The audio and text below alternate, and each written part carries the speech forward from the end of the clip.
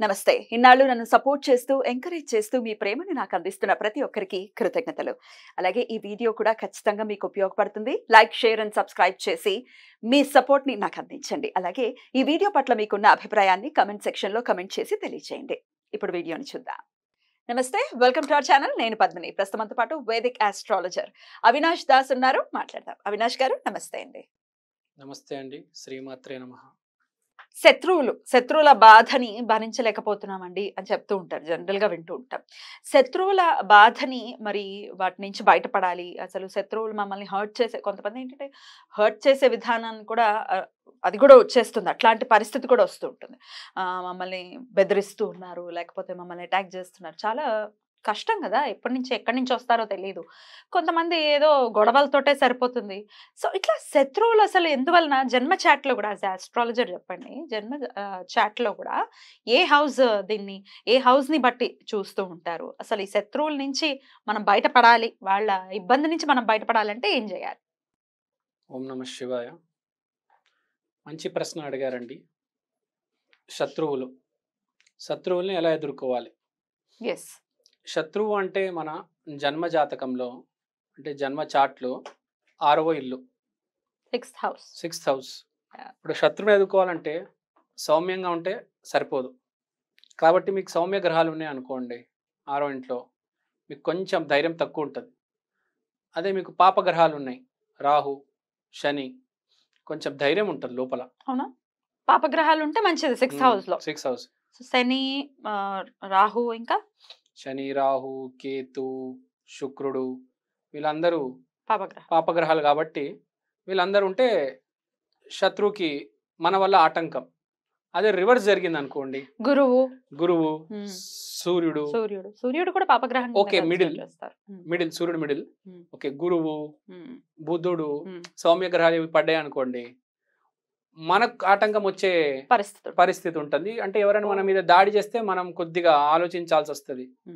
బెదిరిపోతుంటాం. మనమే పిరికిగా ఉంటాం. అదే కొంతమందికి 2 పాపగ్రహాలు ఉంటే వాళ్ళు ఇంకా నెక్స్ట్ లెవెల్ ఉంటారు. దాదాలా ఇంకా మీరు అర్థం చేసుకోండి. ధైర్యం ఎక్కువ ఉంటే ఇంకో లెవెల్కి తీసుకెళ్ళిపోతాం. ఇంకా గాడ్ ఫాదర్ సింపుల్ గా సర్కార్ అంతే కదా. మీరే ఆలోచించండి. 3-4 పాపగ్రహాలు ఉన్నాయి, ఇంకా భయపడతాడా మనిషి? గాడ్ ఫాదర్ డైరెక్ట్ సర్కార్. All right. సో ఇప్పుడు మనం ఏం చేసుకుందామంటే, ఎంత మనకు మనిషి అన్నాక సిచ్యువేషన్ బట్టి ఎదుర్కోవాలి కదా. సౌమ్య గ్రహాలు ఉన్నాయని చెప్పేసి వదిలేస్తామా? ఎదుర్కోవాలి. కరెక్ట్. సో మనం ఏం చేస్తామంటే బేసిక్గా ఇప్పుడు బాగా పవర్ఫుల్ మనిషి ఉన్నాడు. ఒక బాగా పవర్ఫుల్ మనిషి, ఫర్ ఎగ్జాంపుల్ మీరు బాహుబలి సినిమా తీసుకోండి. అతను మనం ఏమనం బాహుబలి, లేకపోతే బాగా హైట్ టాల్గా ఉన్నాడు అనుకోండి, ఆజాన బాహుడు అంటారు. బాహు అంటే షోల్డర్స్. అంటే షోల్డర్స్ స్ట్రెంగ్త్ ఎవరికైతే ఉంటుందో వాడు ఎవరినైనా ఎదుర్కోగలుగుతాడు.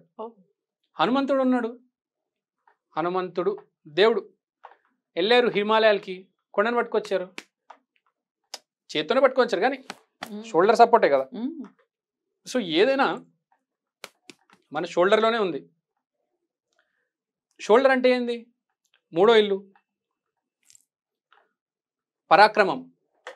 పరాక్రమం ఉంటే ఆటోమేటిక్గా ధైర్యం వస్తుంది.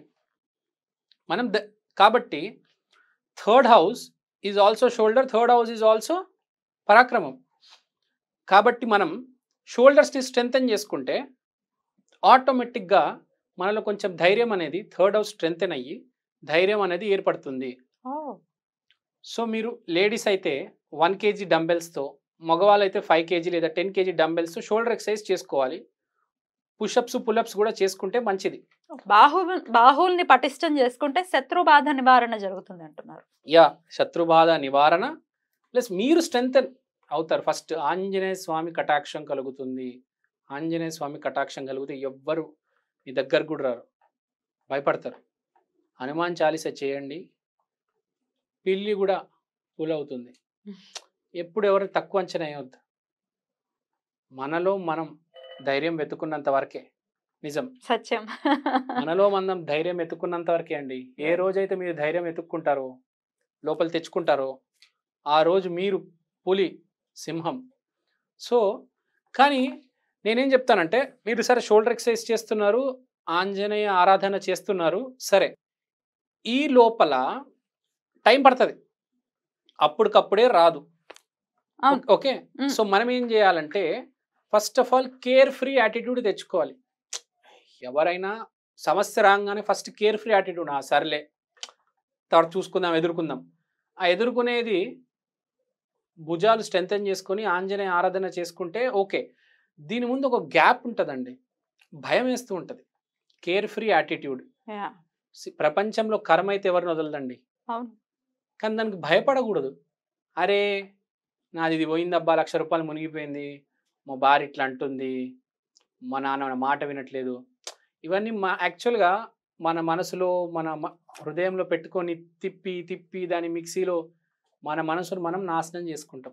యాక్చువల్గా ప్రాబ్లం కన్నా మన లోపలే చాలా దాని ఏమంటారు, ఆవేశం ఎక్కువైపోయి కింద మీద అయిపోతుంటాం మనిషి. ఇలాంటి వాళ్ళకి భైరవ, కాలభైరవ, మహాకాల్, జై మహాకాల్, కాలభైరవ నమో నమః. కాలభైరవ ఆరాధన చేసుకునే వాడికి కేర్ ఫ్రీ యాటిట్యూడ్ వస్తుంది. అసలు వాడికి లైఫ్లో ఏ ప్రాబ్లం వచ్చినా కూడా వాడికి ప్రాబ్లం లాగా ఉండదు, చాలా కూల్గా ఫేస్ చేయగలుగుతాడు.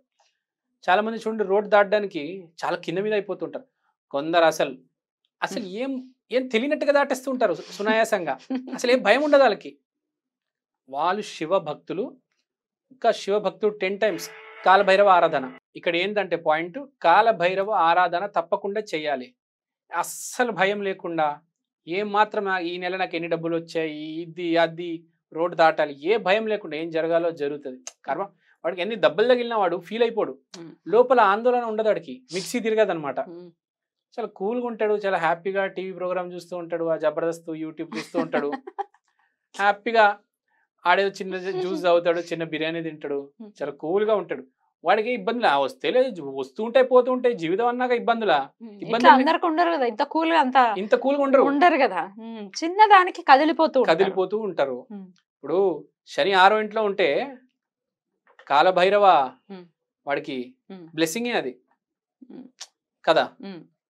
కాళీమాత గాని శని గాని రాహు గాని 6వ ఇంట్లో ఉంటే కాళీమాత బ్లెస్సింగ్, కాలభైరవ బ్లెస్సింగ్ అది ఉంటుంది. విపరీతమైన బ్లెస్సింగ్ ఉంటుంది. వాళ్ళు భయపడరు, అసలు వాళ్ళకి భయపడతారు, మాట్లాడితే ఆడికి భయపడాలి, ఆ రేంజ్ లో ఉంటారు మనుషులు.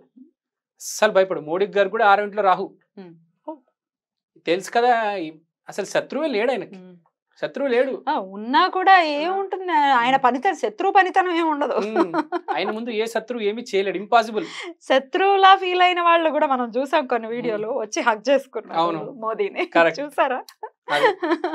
అపోజిషన్ లో ఉన్న వాళ్ళు కూడా హగ్ చేసుకున్నారు ఆయన్ని. అంత భయం ఉంటది మనిషి. అరే అమ్మ మోడీ, అమ్మ వాడేంద్ర ఈమేంద్ర బాబు, జాగ్రత్త ఉండాలి నాయన, నాకు భయం ఎస్టాబ్లిష్ అవుతుంది. అమ్మో ఈ మాట్లాడితే మనం అయిపోతాం రా బాబు, పరుగు పొద్దురా 10 మందిలో ఈ అమ్మాయి మాట్లాడిందా అయిపోతాం. అరే ఇడు కొట్టాడు అనుకో, చాలా గట్టిగా తగులుతారు దెబ్బలు, చాలా గట్టిగా కొడతాడు రా బాబు. చాలా అలా భయపెడితే చాలు, కొట్టక్కర్లేదు. ఆడాలు అయితే భయపెడతారు, మొగోళ్ళు అయితే కొడతారు, బేసిక్ గా గొడవలు జరుగుతాయి కాబట్టి. రైట్. సో అయితే బాహువుల్ని మనం ఎంత పటిష్టం చేసుకుంటే శత్రు బాధ నివారణ అంత బాగా జరుగుతుంది. హనుమాన్ చాలీసా చేసుకోవాలి. దీని ముందు ఫస్ట్ కాలభైరవ చేసుకోవాలి. కాలభైరవుడు ప్రతి మనిషి ఈ రోజు ఆర్థికంగా అందరికి ఇబ్బందులు ఉన్నాయి, కానీ భయపడుతున్నారు. డబ్బులు వచ్చేస్తే అండి 1 నెల 2 నెలల తర్వాత ఏదో రకంగా డబ్బులు వస్తాయి, దీని మధ్యలో కృంగిపోతారండి మనిషి, పైన కింద అయిపోతాడు. అది ఏమీ లేకుండా చాలా కూల్గా జీవితాన్ని ఏ భయం లేకుండా ఈ శివభక్తులు ఎక్కువ లీడ్ చేస్తూ ఉంటారు. కాలభైరవ, బటుక భైరవ, మహాకాల్, వీళ్ళకి ఆరాధిస్తూ షోల్డర్ స్ట్రెంథెన్ చేస్తూ ఆంజనేయ ఆరాధన చేస్తే భయాన్ని ఎదుర్కోవచ్చు. తర్వాత భయాన్ని, శత్రువుని ఫేస్ చేయొచ్చు, భయపెట్టే వాళ్ళని ఎదుర్కోవచ్చు, వాళ్ళని అధిగమించవచ్చు. 2 స్టేజెస్ మీకు అర్థమైంది కదా. ఒక స్టేజ్ కి కాలభైరవ హెల్ప్ చేస్తే, ఇంకో స్టేజ్ కి ఆంజనేయ స్వామి హెల్ప్ చేస్తాడు. చాలా సింపుల్ అండి. ఒకటి చెప్తాను నేను. రాముడు, శ్రీరామచంద్రుడు రావణుడితో నెక్స్ట్ డే ఫైట్ ఉంది. ఈ రోజు అతను శక్తి ఆరాధన చేస్తారు. మీకు ఐడియా ఉందో లేదో, 108 కమలాలు అతను పూజలో పెడతారు. ఒక కమలం తక్కువ అయిందంటే కన్ను తీయడానికి కూడా రెడీ ఉంటారు అతను. మీకు ఐడియా ఉందో లేదో, ఉండొచ్చు. అంటే అంత భక్తి అంటే బిలీఫ్ దేవుడి మీద. సో దేవుడి మీద నమ్మకం ఉండాలి. మనం దేవుడి హెల్ప్ తీసుకోవాలండి. మనమే అన్ని ఫేస్ చేయగలమని ఎప్పుడు అనుకోకూడదు. Right. దైవ సహాయం ఉండాలి మనిషి అన్నాక, ఎంత పెద్ద వ్యక్తి అయినా దైవ సహాయం ఉండాలి. Right. రాముడే శక్తి ఆరాధన చేశాడు రావణాసుడిని ఎదుర్కొనే ముందు. రైట్. చాలా బ్యూటిఫుల్ గా ఎక్స్ప్లెయిన్ చేశారు అవినాష్ గారు. డెఫినెట్ గా ఈ అంటే ప్రాక్టికల్ గా మనం ఉండాలి. ఎండ్ ఆఫ్ ది డే మీరు చెప్పినటువంటి బాహువుల్ని పటిష్టం చేసుకునే పనిలో ఖచ్చితంగా ఉండి శత్రువుల్ని చాలా ధైర్యంగా ఎదుర్కొనేటటువంటి పరిస్థితి ఎవరైతే శత్రువుల రీత్యా బాధపడుతున్నారో వాళ్ళకి కలగాలని మనస్ఫూర్తిగా కోరుకుంటూ థ్యాంక్ యూ అండి. Thank you so very much. నమస్తే.